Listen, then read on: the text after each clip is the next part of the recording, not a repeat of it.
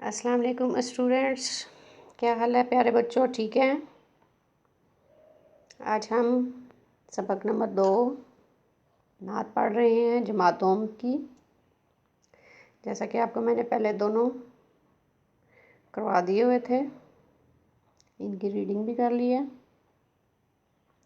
آج ہم یہاں سے شروع کرتے ہیں. نعت ایسی نظم کو کہتے ہیں جس میں ہمارے پیارے نبی حضرت محمد صلی اللہ علیہ وآلہ وسلم کی تعریف بیان کی جاتی ہے. ٹھیک ہے؟ جو پہلے میں نے آپ کو پڑھایا میں دوبارہ ریوائز کر دیتی ہوں.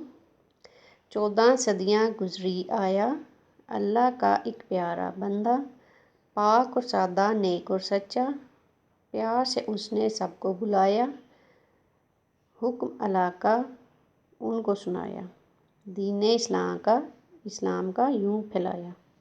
ٹھیک ہے؟ آج ہم اگلا شروع کرتے ہیں. وہ تھا محمد حق کا پیغمبر صلی اللہ علیہ وآلہ وسلم، نبیوں میں وہ سب سے بڑھ کر. مطلب یہ جس کے بارے میں بات ہو رہی ہے وہ کون ہے؟ ہمارے پیارے نبی حضرت محمد صلی اللہ علیہ وآلہ وسلم، جن کا رتبہ تمام نبیوں سے بڑھ کر ہے. اللہ تعالیٰ نے دنیا میں 1,24,000 پیغمبر بھیجے اور ان میں سے سب سے اونچا اور اعلیٰ درجہ ہمارے پیارے نبی حضرت محمد صلی اللہ علیہ وآلہ وسلم کا ہے. ٹھیک ہے؟ دونوں جہاں کو فخر ہے اس پر. مطلب دونوں جہاں کو اس پر فخر ہے. کس پر؟ حضرت محمد صلی اللہ علیہ وآلہ وسلم پر. اس پر اتارا حق نے قرآن. اس پر اتارا مطلب حضرت محمد صلی اللہ علیہ وسلم پر اللہ تعالیٰ نے اپنا قرآن نازل فرمایا. اس کا کلمہ میرا ایمان، میری ہر شے اس پہ قرباں. اس کا مطلب ہے کہ میری ہر چیز اللہ تعالیٰ کی راہ میں اور حضرت محمد صلی اللہ علیہ وسلم کے حق کے راستے کے لیے قربان. ٹھیک ہے؟ یہ تھی نعت. آپ نے اس کی اچھی طرح ریویژن کرنی ہے. میں جو اب لفظ انڈر لائن کر رہی ہوں آپ نے ان کو املا کے طور پہ کاپی پہ لکھنا ہے اور ان کو زبانی لکھنے کی کوشش کرنی ہے. ٹھیک ہے؟ سب سے پہلا لفظ ہے حق، پیغمبر، نبیوں،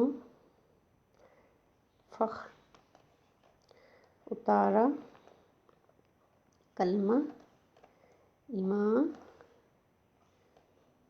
قربان. ٹھیک ہے؟